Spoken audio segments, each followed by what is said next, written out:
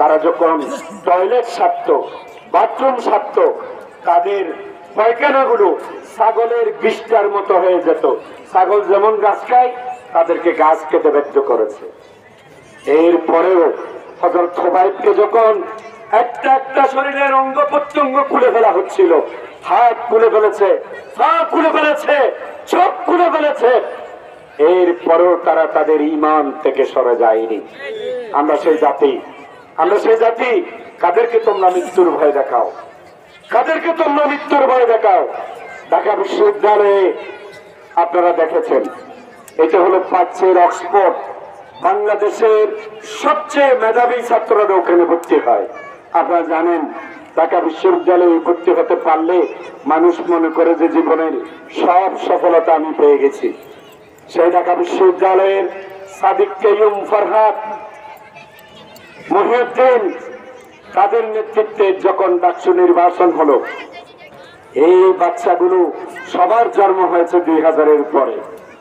2000-এর পরে জন্ম হওয়া বাচ্চাদেরকে তাদের দোষ ধরার মতো কিছু পায় না, কারণ তারা দর্শকও না, তারা নারী নির্যাতনকারীও না, ইফতিজিনকারীও না, সাদাবাজও না। তাহলে বলবেটা কি? বলতে তো একটা হবে, কি বলবো? তখন কি বলে? কিছু বলতে না পারলে বলে রাজাকার, রাজাকার, রাজাকার। তারা তুমি যাকে রাজাকার বলছো, তার মায়ের বিয়ে হয়নি 1971 সালে, তার বাবা, অনেকের বাবার জন্ম হয়নি। এই রাজাকার গালি কি মানুষ খায়? মানুষ এটাকে এখন গর্ব করে। স্লোগান একটা দিতে পারবেন নি? রেডি তো? আমি কে, তুমি কে? কে বলেছে? কে বলেছে?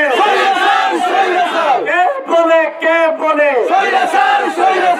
সাদাবাজ, সন্ত্রাসী, স্বৈরাচার, দেশদ্রোহী, যারা আপনার মাথাগুনা উন্নয়নের টাকা লুট করে দেশের বাইরে নিয়ে আনন্দ ফুর্তি করে, তারাই তো আমাদেরকে রাজাকার বলে। তোমরা যত রাজাকার বলো, আমাদেরকে মানুষদের থেকে দূরে সরাতে পারবা না ইনশাআল্লাহ। সংগ্রামী আমার বোন এবং ভাইরা, এই বৃষ্টি থেকে উঠে যাবেন, আমি আপনাদের সাথে ভিজবো। কেউ উঠবেন না, আমরা কেউ উঠবো না। অনেকদিন বৃষ্টিতে ভিজি না, আজকে বৃষ্টিতে বুঝবো। হ্যাঁ, আচ্ছা, বেশি চলে আসতেছে। হ্যাঁ, অনেকদিন ভিজি না। সম্মানিত ভাই এবং